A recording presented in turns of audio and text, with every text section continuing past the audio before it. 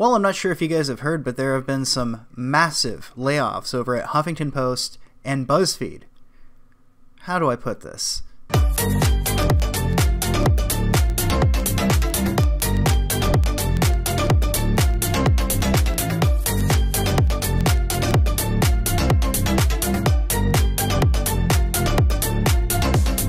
What's the difference between a large pizza and a journalist? A large pizza can feed a family of 4. And what do you call 200 journalists on food stamps? A good start. You may have heard about recent laid-off bloggers complaining that people have been telling them to learn how to code. Where did all of this come from, you might ask? Well, to start things off, here is a clip from CNN's Chris Cuomo, where he describes what I believe might be the reason behind some of these layoffs.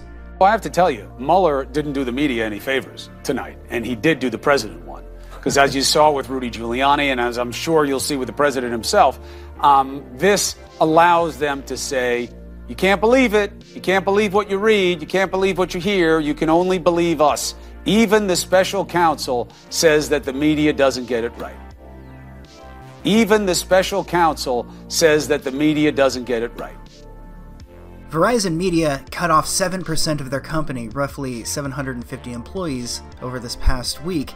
As a result, the Huffington Post, which was acquired by Verizon in 2015, will lay off 20 employees and eliminate the opinion and healthcare sections. On top of that, Buzzfeed, which recently embarrassed themselves with a pitiful fake news story just last week, is laying off roughly 250 employees, which is about 15% of its staff. BuzzFeed CEO Jonah Pereira was quoted as saying that BuzzFeed needed to, quote, focus on the content that is working and achieve the right cost structure. So they were just hemorrhaging money, essentially.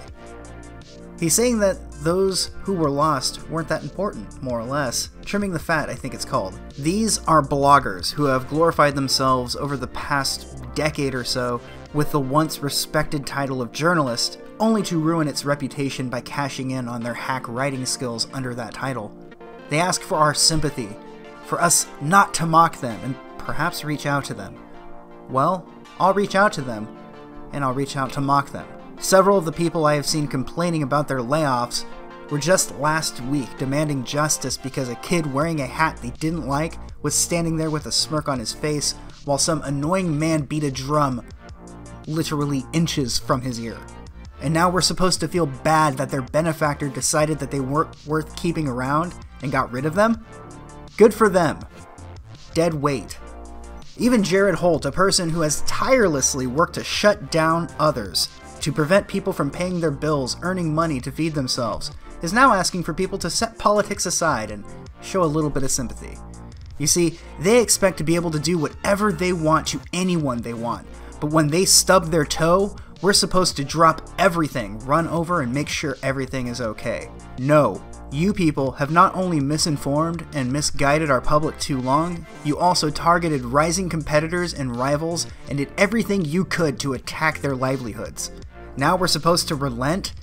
Now, after years and years of weaving webs of lies, we're supposed to feel bad for you? Fat chance. This is karma. Learn to code, or learn to sell yourself out by the hour. Let's start off with Jason Cherkis. The speed in which mainstream and conservative reporters sought to exonerate those MAGA kids taunting Nathan Phillips was disgusting. I bet 99.9% didn't call a single witness or speak with Nathan Phillips before writing those pieces. Just more clickbait, just more white privilege. And it's because of amazing, groundbreaking journalism like this that he was let go. It happened. I've been laid off. I read about did you say want? Anything How you dare want you? that, but the bottom line How is very dare clear. You? When you How cross absolutely the border dare you, illegally, sir? Dear Diary, it happened. I've been laid off. A lot of these tweets read much better if you start them with Dear Diary. Dear Diary, like so many talented and lovely journalists, I was laid off today. If you're in the market for an opinion editor with a huge and diverse Rolodex, or a columnist with 10 years of writing about gender politics, 10 years! The amount of expertise in a pseudoscience. Now that is experience. and a literal PhD in romantic comedies. How did they pass this lovely truth teller up? Let's move on. Brian Magers. Dear Diary. Hi all. So, some sad news. As of this morning, HuffPost opinion section is no more. I and the rest of the team have been let go. So sad. You know, there's a coding job just waiting for you, Brian. Moving on, Nick Wing. After 9 years at Huffington Post, I have been let go alongside... Oh, excuse me. Dear Diary. After 9 years at Huffington Post, I've been let go alongside some amazing talents. I managed to survive the aggregation turbine and so much more here, but couldn't escape the layoffs. And of course, we already looked at this man, but I'm just going to go ahead and retweet that because it's just awful news. Just awful news. Everybody, feel free to reach out and show your sympathy to Jason Jerkis here. I'm sure he really needs a hug right about now. Laura Bassett, formerly of Huffington Post.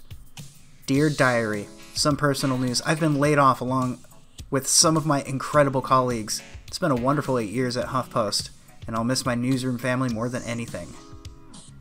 If anyone is looking for a culture/gender/politics reporter, long form and short, I'm available. Then we have Kenya Downs. Dear Diary, DC podcasting was a short but sweet ride here at Huffington Post. Today is my last day, but I'm grateful to have worked with so many awesome talent. Recruiters, editors, some incredible colleagues are now available. Hire them. Much love, Huffington Post.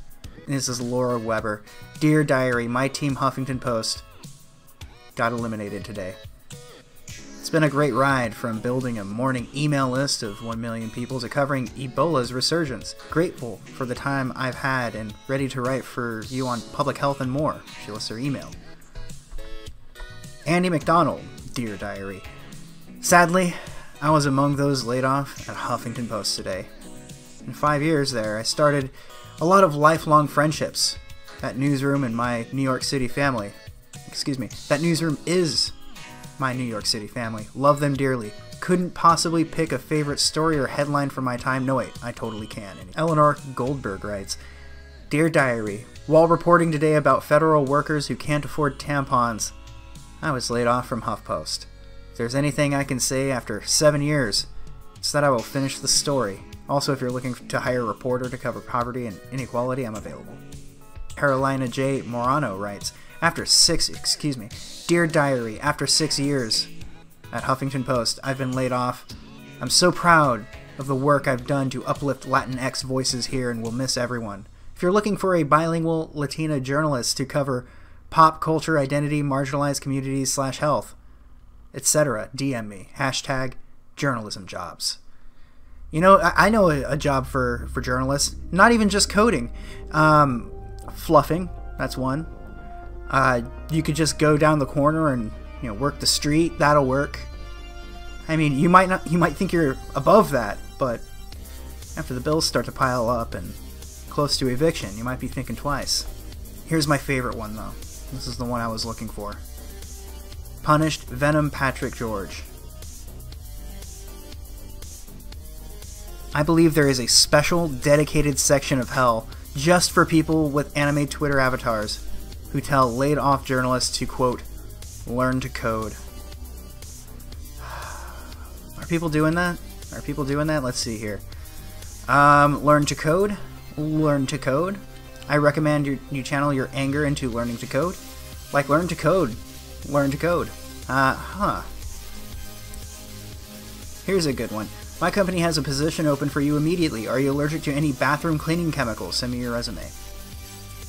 Learn to code. Like, I don't see the problem. Just start coding. It's easy.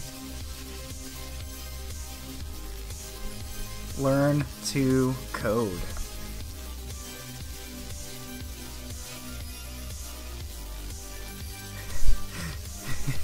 Oh, that's great.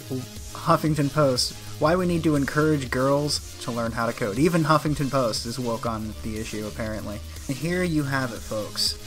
a Huffington Post article from February 19th, 2016. Why we need to encourage girls to learn how to code. Man, that has got to sting. All I can say is this.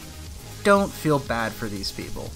These same people were on a misinformation crusade just a few days ago, sending hordes of outraged masses to anybody who they could identify as being present at the Covington Catholic protest, or whatever you want to call it.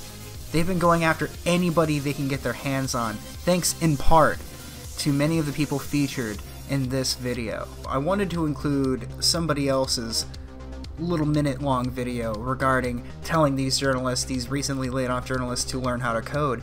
I did not make this next video you are about to see. Somebody in chat shared it with me in a live stream I did a few hours ago. I think it might have been their video, but I don't know for sure, but I'll leave a link to it if I can find it in the description. This is a great little compilation. I think you guys will enjoy it. So you all have a lovely Saturday afternoon, and I will see you all later.